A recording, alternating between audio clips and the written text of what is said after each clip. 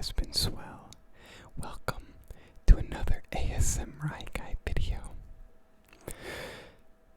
Today, we're going to be doing some more reading of selected poems by Robert Frost. Apparently, a few of you liked these, and I really liked reading them to you, so we're going to be continuing doing that reading. Okay, so without further ado, if I can find the page I left off on.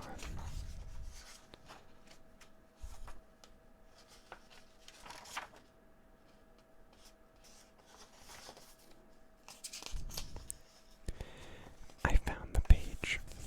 Okay, so without further ado, sit back, relax, and enjoy the video. The Death of the Hired Man. Mary sat musing on the lamp flame at the table, waiting for Warren. When she heard his step, she ran on tiptoe down the darkened passage to meet him in the doorway with the news and put him on his guard. Silas is back. She pushed him outward with her through the door and shut it after her. Be kind, she said. She took the market things from Warren's arms and set them on the porch, then drew him down to sit beside her on the wooden steps. When was I ever anything but kind to him? But I'll not have the fellow back, he said. I told him so last haying, didn't I? If he left then, I said, that ended it. What good is he? Who else will harbor him at his age for the little he can do? What help he is, there's no depending on. Off he goes always when I need him most. He thinks he ought to earn a little pay, enough at least to buy tobacco with, so he won't have to beg and be beholden. All right, I say, I can't afford to pay any fixed wages, though I wish I could. Someone else can. Then someone else will have to. I shouldn't mind his bettering himself if that was what it was. You can't be certain. When he begins like that, there's something at him, trying to coax him off with pocket money. In haying time, when any help is scarce, in winter he comes back to us. I'm done. Shh, not so loud, he'll hear you, Mary said. I want him to. He'll have to soon or late. He's worn out. He's asleep beside the stove. When I came up from Rose, I found him here, huddled against the barn door, fast asleep. A miserable sight, and frightening, too. You needn't smile. I didn't recognize him. I wasn't looking for him, and he's changed. Wait till you see. Where did you say he'd been? He didn't say. I dragged him to the house and gave him tea and tried to make him smoke. I tried to make him talk about his travels. Nothing would do. He just kept nodding off. What did he say? Did he say anything? But little. Anything? Mary, confess he said he'd come to ditch the meadow for me. Warren. But did he? I just want to know. Of course he did. What would you have him say? Surely you wouldn't grudge the poor old man some humble way to save his self-respect. He added, if you really care to know, he meant to clear the upper pasture too. That sounds like something you have heard before, Warren. I wish you could have heard the way he jumbled everything. I stopped to look 2 or 3 times. He had made me feel so queer to see if he was talking in his sleep. He ran on, Harold Wilson. You remember the boy you had in haying 4 years since,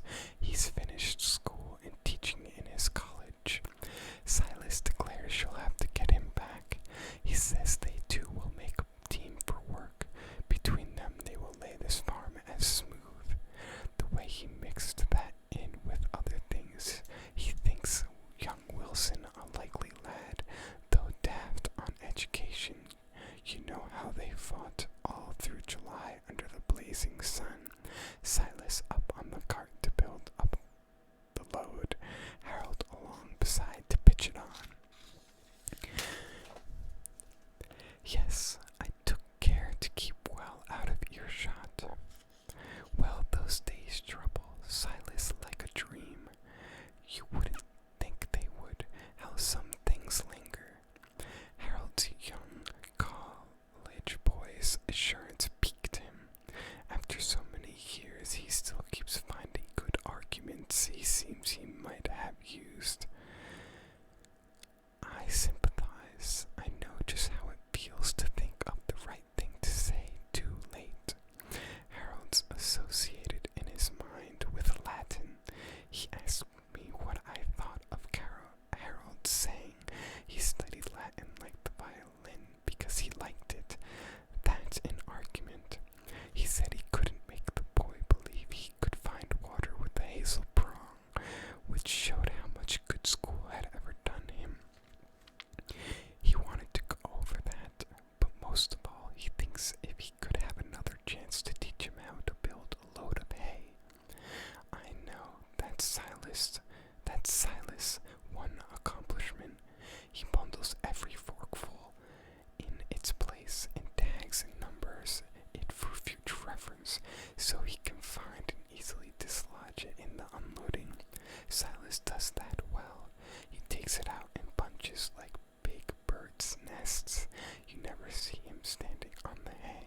He's straining to lift himself. He thinks if he could teach him that he'd be some good perhaps to someone in the world. He hates to see a boy the fool of books. Poor Silas, so concerned for other folk, and nothing to look backward to with pride, and nothing to look forward to with hope. So now and never any different. Part of a moon was falling down the west, dragging the whole sky with it to the hills. Its light poured softly in her lap. She saw and spread her apron to it. She put out her hand among the harp-like morning glory strings, taut with the dew from garden bed to eaves, as if she played unheard the tenderness that wrought on him beside her in the night. Warren, she said, he has come home to die. You needn't be afraid he'll leave you this time. Home, he mocked gently. Yes, what else but home? It all depends on what you mean by home, of course. He's nothing to us any more than was the hound that came a stranger to us out of the woods, worn out upon the trail. Home is the place where, when you have to go there, they have to take you in. I should have called it something you somehow haven't to deserve. Warren leaned out and took a step or two, picked up a little stick and brought it back and broke it in his hand and tossed it by. Silas has better claim on us, you think, than on his brother. 13 little miles as the road winds would bring him to his door. Silas has walked that far, no doubt, today. Why didn't he go there?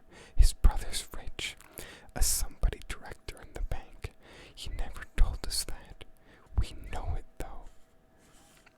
I think his brother ought to help, of course. I'll see to that if there is need. He ought a right to take him in, and might be willing to.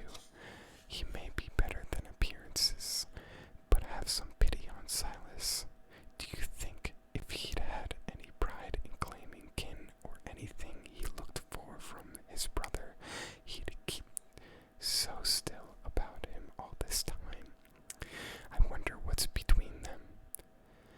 I can tell you, Silas is what he is. We wouldn't mind him, but just the kind that kinsfolk can't abide. He never did a thing so very bad. He don't know why he isn't quite as good as anyone. He won't be made ashamed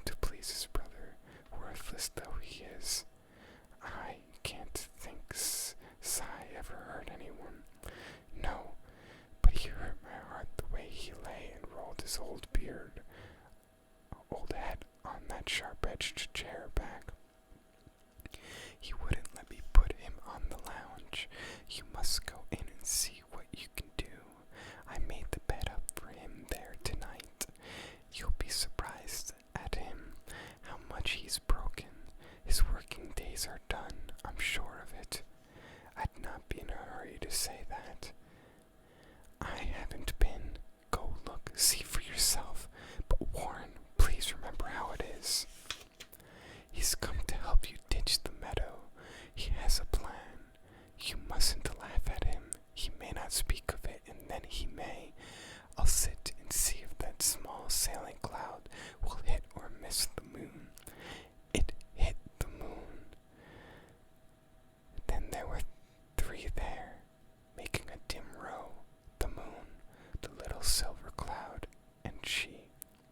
Warren returned too soon. It's too soon, it seemed to her. Slipped to her side, caught up her hand, and waited. Warren, she questioned. Dead, was all he answered. A servant to servants. I didn't make you know how glad I was to have you come and camp here on our land. I promised myself to get down someday and see the way you lived, but I don't know.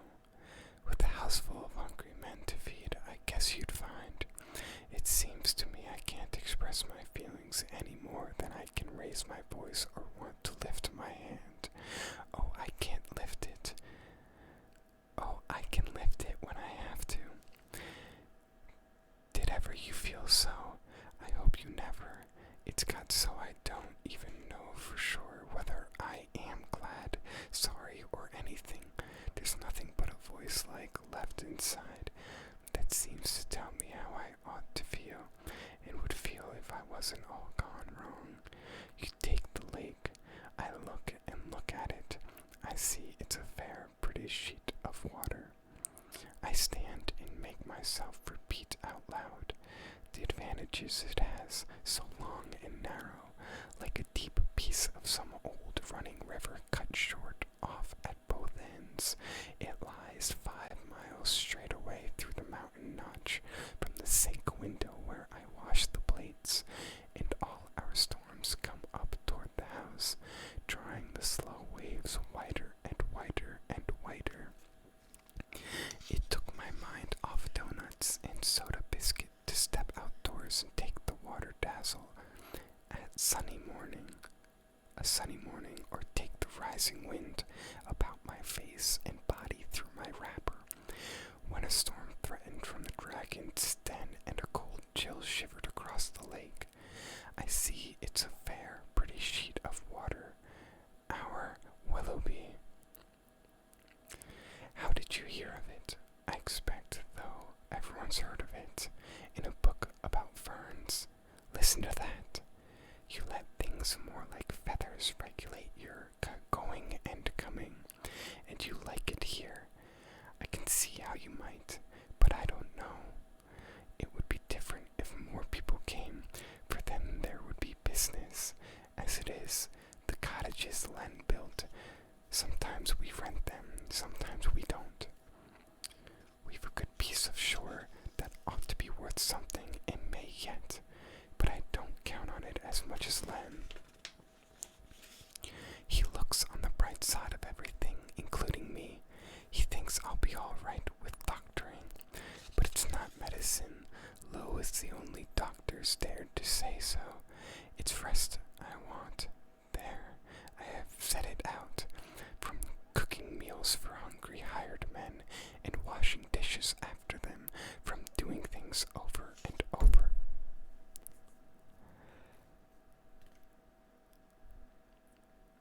That just won't stay done.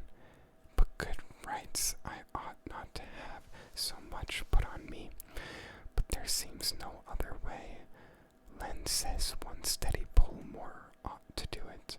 He says the best way out is always through, and I agree to that, or in so far as that I can see no way out but through, leastways for me.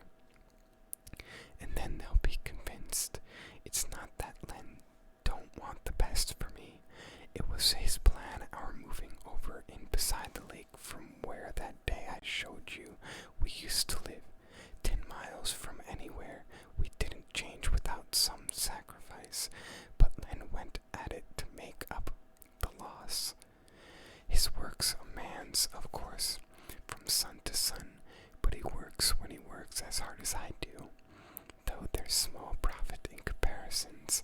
Women and men will make them all the same. But work ain't all. Len undertakes too much. He's into everything and in town. This year it's highways, and he's not too good. Many men around him to look after that make waste. They take advantage of him shamefully and proud, too, of themselves for doing so. We have 4 here to board. Great good-for-nothings, sprawling about the kitchen with their talk while I fry their bacon. Much they care.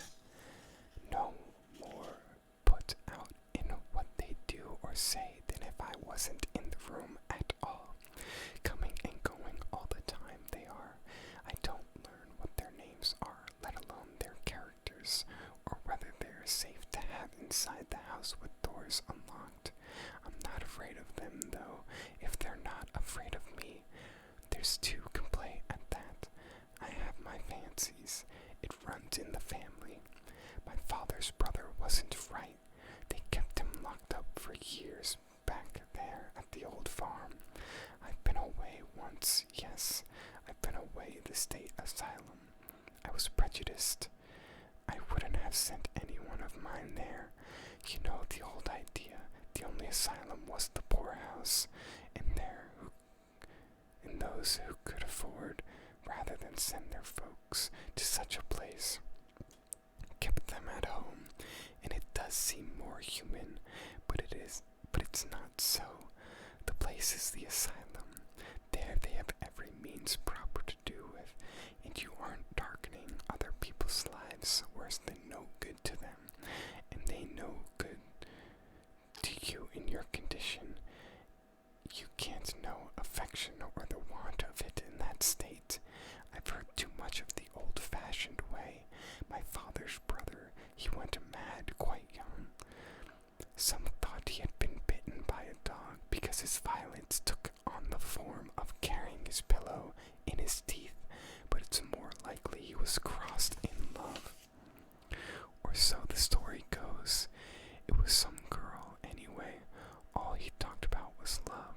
They soon saw he would do something of mischief if he kept strict watch of, and it ended in father's building him a sort of cage or room within a room of hickory poles, like stanchions in the barn, from floor to ceiling, a narrow passage all the way around. Anything they put in for furniture he'd tear to pieces, even a bed to lie on. So they made the place comfortable with straw, like a beast's stall, to ease their consciences. Of course they had to feed him without dishes. They tried to keep him clothed, but he paraded with his clothes on his arm. All of those clothes. Cruel, it sounds. I suppose they did the best they knew. And just when he was at the height, father and mother married, and mother came a bride to help take care of such a creature and accommodate her young life to his. That was what marrying father meant to her. She had to lie and hear love things, made dreadful by his shouts in the night. He'd shout and shout until the strength was shouted out of him, and his voice died down slowly from exhaustion. He'd pull his bars apart like bow and bowstring, and let them go and make them twang until his hands had worn them smooth as any ox bow. And then he'd crow as if he thought that child's play the only fun he'd had. I've heard them say, though, they found a way to put a stop to it. He was before my time. I never saw him, but the pen stayed exactly as it was, there in the upper chamber in the L, a sort of catch-all full of attic clutter. I often think of these smooth hickory bars. It got so, I would say, half fooling. It's time I took my turn upstairs in jail, just as you will till it becomes a habit. No wonder I was glad to get away. Mind you, I waited till Len said the word. I didn't want the blame if things went wrong. I was glad, though, no end when we moved out, and I looked to be happy, and I was. guess I said for a while, but I don't know. Somehow, the change wore out like a prescription, and there's more to it than just window views and living by a lake. I'm past such help unless Len took the notion, which he won't, and I won't ask him. It's not sure enough. I suppose I've got to go to the road I'm going. Other folks have to, and why shouldn't I? I almost think if I could do like you,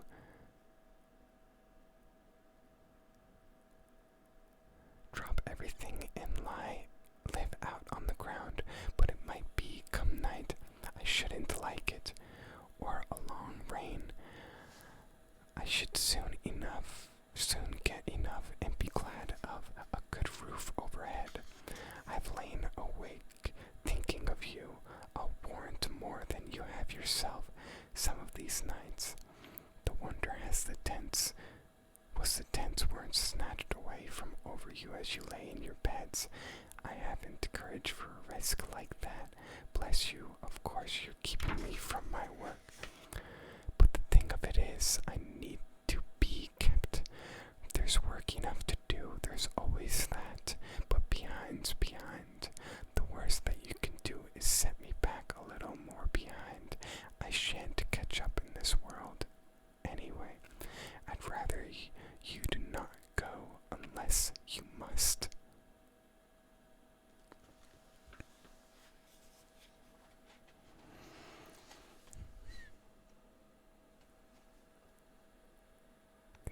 I think the camera's a little unfocused. Well, thank you for joining me in these poems by Robert Frost. They tend to get a little depressing. But thank you regardless. Feel free to like, comment, subscribe, and turn on notifications. I greatly appreciate all the support and the comments I've been getting in the previous videos. You folks are so awesome. Thank you so much. Well, that's all for this video.